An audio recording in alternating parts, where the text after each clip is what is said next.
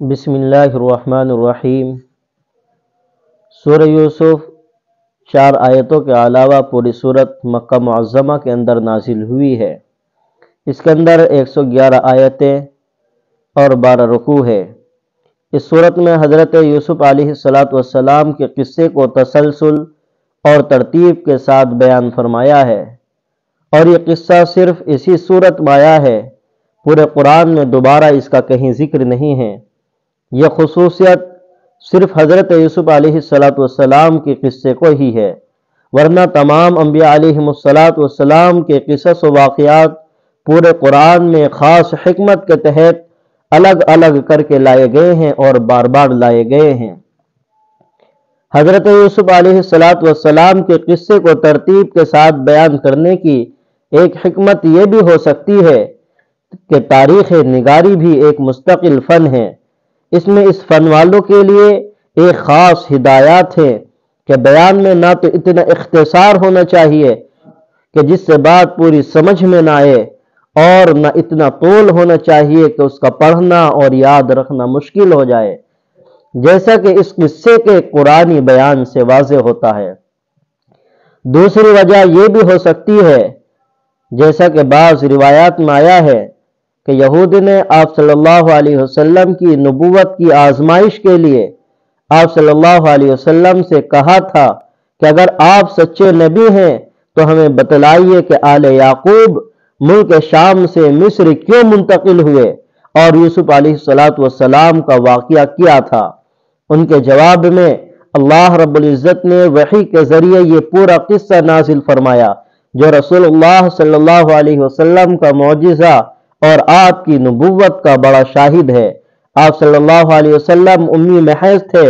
آپ صلی اللہ علیہ وسلم عمر بھر مکہ میں مقیم رہے، کسی سے تعلیم حاصل نہیں کی، نہ کوئی کتاب پڑھی، پھر بھی ان تمام واقعات کو جو توریت میں مذکور تھے صحیح بتلا دینا، بلکہ بعض وہ چیزیں بھی بتلا دینا جن کا ذکر توریت میں نہیں تھا، اس یہ اللہ رب العزت ہی کی طرف سے ہو سکتا ہے، کسی اور کی طرف سے نہیں ہو سکتا۔ یہ آپ کی نبوت ہی کی دلیل ہے اور کچھ نہیں ہے۔ تو سب سے پہلی آیت حروف مقطعات الف لام را، جس کے متعلق جمہور سلف صحابہ اور تابعین کا فیصلہ یہ ہے، یہ متکلم اور مخاطب یعنی اللہ تعالی اور جناب محمد رسول اللہ صلی اللہ علیہ وسلم کے درمیان ایک راز ہے جس کو کوئی تیسرا آدمی نہیں سمجھ سکتا، اور نہ اس کے لیے مناسب ہے کہ اس کی تحقیق کے پیچھے پڑے۔ تلک آیات الکتاب المبین، یعنی یہ آیتیں اس کتاب کی ہے جو احکام حلال و حرام اور ہر کام کی حدود و قیود بتلا کر انسان کو ہر شعبہ زندگی میں ایک معتدل سیدھا نظام حیات بخشتی ہے، جس کے نازل کرنے کا وعدہ رب نے توریت میں فرمایا ہے اور یہود اس سے واقف ہیں۔ یہ اس کتاب کی آیتیں ہیں جو کتاب اپنی بات صاف صاف بیان کرتی ہے، یعنی یہ قرآن پاک کی آیتیں ہیں، اور قرآن پاک اپنی بات کو کھول کھول کر بیان کرتا ہے۔ قرآن کریم کے بیان میں کوئی کمی نہیں ہوتی، ہر بات کو صاف کر کے سمجھاتا ہے۔ اِنَّا أَنزَلْنَاهُ قُرْآنًا عَرَبِيًّا لَعَلَّكُمْ تَعْقِلُونَ، ہم نے قرآن کریم کو عربی بنا کر نازل کیا، شاید تم سمجھ بوجھ حاصل کرو۔ اس میں اشارہ اس طرف ہے کہ یوسف علیہ السلام کے قصے کا سوال کرنے والے عرب کے یہودی تھے۔ اللہ رب العزت نے انہی کی زبان میں یہ قصہ نازل فرمایا تاکہ وہ غور کرے اور رسول کریم صلی اللہ علیہ وسلم کے صدق و حقانیت پر ایمان لائے، اور اس قصے میں جو احکام اور ہدایات ہیں ان کو اپنے لیے مشعل راہ بنائے۔ بے شک ہم نے اس کو پڑھنے والی کتاب بنا کر عربی زبان میں اتارا تاکہ تم سمجھو۔ قرآن پاک کا پڑھنا اللہ رب العزت کو اتنا محبوب ہے۔ حضور پاک صلی اللہ علیہ وسلم نے بتلایا ہے کہ اللہ تعالیٰ ارشاد فرماتے ہیں، جس شخص کو قرآن پاک کے پڑھنے کی وجہ سے ذکر کرنے اور دعائیں مانگنے کی فرصت نہ ملے، میں اس کو سب دعائیں مانگنے والوں سے زیادہ عطا کرتا ہوں، اور اللہ پاک کے کلام کو سب کلاموں پر ایسی فضیلت حاصل ہے جیسے خود حق تعالی شانہ کو تمام مخلوق پر۔ اللہ اکبر، اللہ اکبر، کتنی بڑی فضیلت ہے، کتنی بڑی فضیلت ہے، ہم اس کا اندازہ نہیں لگا سکتے۔ نحن نقص عليك حسن القصص بما اوحينا اليك هذا القرآن وان كنت من قبله لمن الغافلين، اور ہم بیان کرتے ہیں آپ کے سامنے ایک بہترین قصہ اس قرآن کو وحی کے ذریعے نازل کر کے، بے شک آپ اس سے پہلے ان تمام واقعات سے ناواقف تھے۔ اس میں، اس آیت میں اس بات کی طرف اشارہ ہے اور یہودیوں کو تنبیہ ہے کہ تم نے جس طرح ہمارے رسول صلی اللہ علیہ وسلم کی آزمائش کے لیے یہ سوال کیا تھا اور آپ صلی اللہ علیہ وسلم کی آزمائش کرنا چاہتے ہیں، اس میں تمہارے سوال کا جواب واضح انداز میں دیا گیا ہے، کیونکہ آپ صلی اللہ علیہ وسلم پہلے سے امی ہیں، تاریخ عالم سے ناواقف ہے، اور اب اس قصے کو بیان کرنا یہ تعلیم الہی اور وحی نبوت کے علاوہ کوئی اور ذریعہ نہیں ہو سکتا۔ یہ صرف تعلیم الہی کے ذریعے سے پیغمبر صلی اللہ علیہ وسلم تمہارے سامنے یہ قصہ بیان فرماتے ہیں، اس کے علاوہ کوئی اور راستہ نہیں ہے۔ اور کتنا دلچسپ قصہ ہے، یعنی ہم آپ کو ایک بہترین قصہ سناتے ہیں جو حکمتوں اور عبرتوں کا خزانہ ہے۔ ہم نہایت خوبی سے ایک قصہ بیان کرتے ہیں جس کا پیرائے بیان دلچسپ، واضح، سلیس اور بڑی حد تک تاریخی ہے۔ آپ صلی اللہ علیہ وسلم قرآن پاک کے بیان سے پہلے اس قصے سے بالکل ہی بے خبر تھے، کیونکہ آپ صلی اللہ علیہ وسلم پڑھے لکھے نہیں تھے۔ اذ قال یوسف لأبیہ یا ابت انی رأیت 11 کوكبا والشمس والقمر رأیتهم لی ساجدین۔ یوسف علیہ السلام نے اپنے والد سے کہا کہ ابا جان، میں نے خواب میں 11 ستارے، سورج اور چاند کو دیکھا ہے، اور یہ دیکھا ہے کہ وہ مجھے سجدہ کر رہے ہیں۔ یہ حضرت یوسف علیہ السلام کا خواب تھا، جس کی تعبیر کے متعلق حضرت عبداللہ بن عباس رضی اللہ عنہما نے فرمایا کہ 11 ستاروں سے مراد حضرت یوسف علیہ السلام کے 11 بھائی، اور سورج اور چاند سے مراد یوسف علیہ السلام کے والدین تھے، یعنی ماں باپ تھے۔ علامہ قرطبی رحمۃ اللہ علیہ نے فرمایا کہ یوسف علیہ السلام کی والدہ اگرچہ اس واقعے سے پہلے وفات پا چکی تھی، مگر ان کی خالہ والد ماجد کے نکاح میں آ گئی تھی۔ خالہ خود بھی ماں کے قائم مقام سمجھی جاتی ہے، خصوصاً جب کہ وہ والد کی زوجیت میں آ جائے تو عرفاً اس کو ماں ہی کہا جائے گا۔ اس آیت میں چند مسائل قابل غور ہے۔ سب سے پہلے خواب کی حقیقت اور اس سے معلوم ہونے والے واقعات اور اخبار کا کیا درجہ اور مقام ہے، اس کو سمجھیے۔ خواب کی حقیقت کے بارے میں تفسیر مظہری میں قاضی ثناء اللہ پانی پتی نور اللہ منقدہ نے فرمایا کہ حقیقت خواب کی یہ ہے کہ نفس انسان جس وقت نیند یا بے ہوشی کے سبب ظاہر بدن کی تدبیر سے فارغ ہو جاتا ہے تو اس کو اس کی قوت خیالیہ کی راہ سے کچھ صورتیں دکھائی دیتی ہے، اسی کا نام خواب ہے۔ پھر اس کی 3 قسمیں ہیں، اور یہی 3 قسمیں جن کی تفصیل رسول اللہ صلی اللہ علیہ وسلم سے منقول ہے۔ آپ صلی اللہ علیہ وسلم نے فرمایا کہ خواب کی 3 قسمیں ہیں۔ ایک قسم شیطانی ہے، جس میں شیطان کی طرف سے کچھ صورتیں ذہن میں آتی ہے۔ شیطان انسان کو کبھی خوش کرنے والے اور کبھی ڈرانے والے تصورات اور واقعات اور صورتیں انسان کے ذہن میں ڈالتا ہے۔ اور دوسری قسم وہ ہے جو آدمی اپنی بیداری میں دیکھتا رہتا ہے، وہی صورت خواب میں سامنے آ جاتی ہے۔ یہ 2 قسم ایسی ہے جن کی کوئی تعبیر نہیں ہے، بالکل بیکار ہے۔ تیسری قسم جو صحیح اور حق ہے وہ اللہ تعالیٰ کی طرف سے ایک قسم کا الہام ہے جو اپنے بندوں کو متنبہ کرنے یا خوشخبری دینے کے لیے کیا جاتا ہے۔ اللہ تعالیٰ نے اپنے خزانے غیب سے بعض چیزیں اس کے قلب و دماغ میں ڈال دیتے ہیں۔ خواب کی تحقیق صوفیہ کرام کے بیان کے مطابق یہ ہے کہ عالم میں جتنی چیزیں وجود میں آنے والی ہیں، اس وجود سے پہلے ہر چیز کی ایک خاص شکل عالم مثالی میں ہوتی ہے، اور اس عالم مثالی میں جس طرح جواہر اور حقائق ثابتہ کی صورتیں اور شکلیں ہوتی ہیں، اسی طرح معانی اور اعراض کی بھی خاص شکلیں ہوتی ہیں۔ خواب میں جب نفس انسانی ظاہر بدن کی تدبیر سے فارغ ہوتا ہے تو بعض اوقات اس کا تعلق عالم مثال سے ہو جاتا ہے، اور وہاں کائنات کی شکلیں جو موجود ہیں وہ انسان کو نظر آ جاتی ہیں۔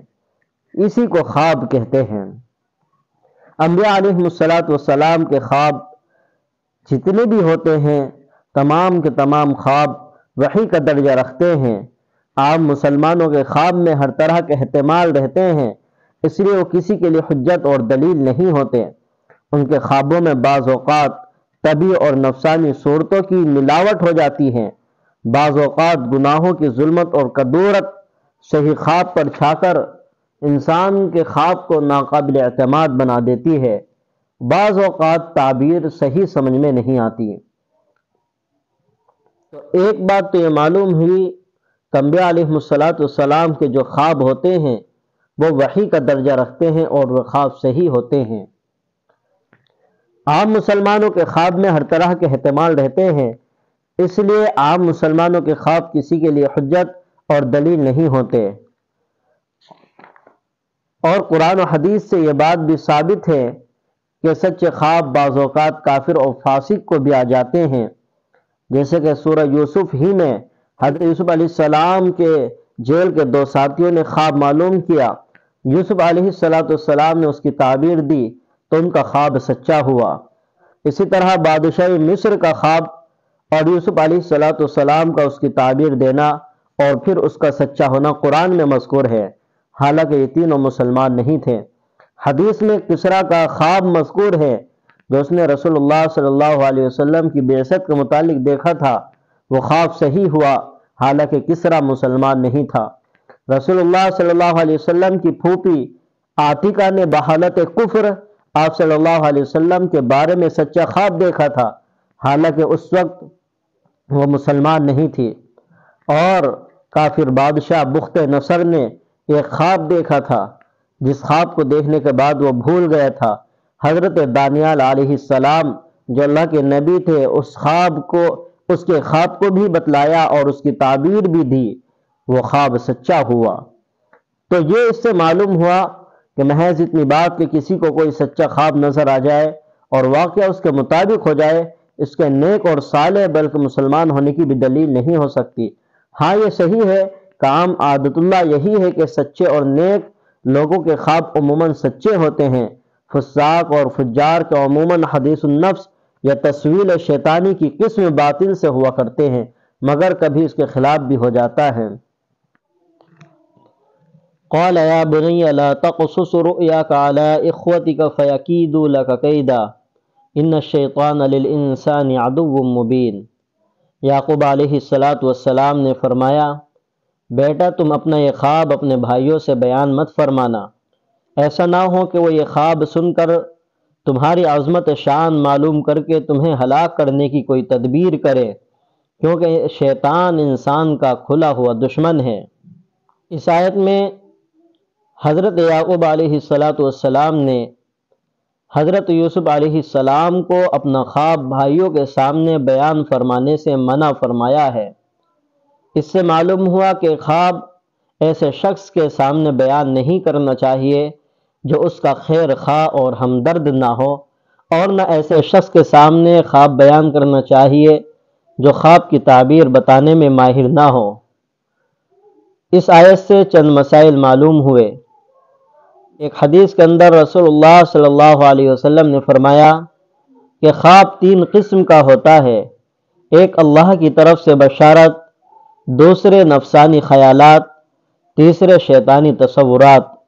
اس لیے جو شخص کوئی خواب دیکھے اور اسے اچھا معلوم ہو تو اس کو اگر چاہے تو اپنے ہمدرد اور اپنے دوست وغیرہ سے بیان کر سکتا ہے، لیکن اگر اس خواب میں کوئی بری بات نظر آئے تو کسی سے نہ کہے بلکہ اٹھ کر نماز پڑھ لے۔ اور مسلم شریف کی حدیث کے حوالے سے معارف القرآن میں لکھا ہے کہ برے خواب دیکھے تو بائیں طرف 3 مرتبہ تھتکار دے اور اللہ سے اس خواب کی برائی سے پناہ مانگے اور کسی سے اس خواب کو ذکر نہ کرے تو یہ خواب اس کو کوئی نقصان نہ پہنچا سکے گا۔ وجہ یہ ہے کہ بعض خواب تو شیطانی تصورات ہوتے ہیں اور وہ اس عمل سے دور ہو جائیں گے۔ اس آیت سے چند مسائل معلوم ہوئے۔ ایک مسئلہ یہ ہے کہ جس خواب میں کوئی بات تکلیف اور مصیبت کی نظر آئے وہ کسی سے بیان نہ کرے۔ روایات حدیث سے معلوم ہوتا ہے کہ یہ ممانعت محض شفقت اور ہمدردی کی بنا پر ہے، اس لیے شریعت انسان کو کہتی ہے کہ اگر کوئی تکلیف دے خواب نظر آئے تو کسی سے ذکر نہ کریں، لیکن شرعی اعتبار سے حرام نہیں ہے، اس لیے اگر کسی سے بیان بھی کر دے تو کوئی گناہ نہیں ہے، کیونکہ حدیث صحیحہ میں ہے کہ غزوہ احد کے وقت رسول اللہ صلی اللہ علیہ وسلم نے فرمایا کہ میں نے خواب میں دیکھا ہے کہ میری تلوار ذوالفقار ٹوٹ گئی اور دیکھا ہے کہ کچھ گائے ذبح ہو رہی ہے، جس کی تعبیر حضرت حمزہ رضی اللہ تعالیٰ عنہ کی شہادت اور بہت سے مسلمانوں کی شہادت تھی، جو بہت بڑا حادثہ تھا، مگر آپ صلی اللہ علیہ وسلم نے اس خواب کو صحابہ سے بیان فرما دیا تھا۔ تو اس سے معلوم ہوا کہ خواب بیان نہ کرنے کی جو ممانعت ہے یہ شفقت اور ہمدردی کی بنا پر ہے۔ اس آیت سے ایک یہ بھی بات معلوم ہوئی کہ مسلمان کو دوسرے کے شر سے بچانے کے لیے اس کی کسی بری خصلت یا نیت کا اظہار کر دینا جائز ہے، یہ غیبت میں داخل نہیں۔ مثلا کسی شخص کو معلوم ہو جائے کہ فلاں آدمی کسی دوسرے آدمی کے گھر میں چوری کرنے یا اس کو قتل کرنے کا منصوبہ بنا رہا ہے یا کسی کے ساتھ زنا کرنے کا ارادہ کر رہا ہے تو اس کو چاہیے کہ اس شخص کو باخبر کر دے، یہ غیبت میں داخل نہیں ہے۔ جیسا کہ یعقوب علیہ السلام نے حضرت یوسف علیہ السلام سے اس کا اظہار کر دیا کہ بھائیوں سے ان کی جان کا خطرہ ہے۔ اس آیت سے یہ بھی معلوم ہوا کہ جس شخص کے متعلق یہ احتمال ہو کہ ہماری خوشحالی اور نعمت کا ذکر سن کر اس کو حسد ہوگا اور وہ حسد کرے گا اور نقصان پہنچانے کی فکر کرے گا تو اس کے سامنے اپنی نعمت، دولت، عزت وغیرہ کا ذکر نہ کرے۔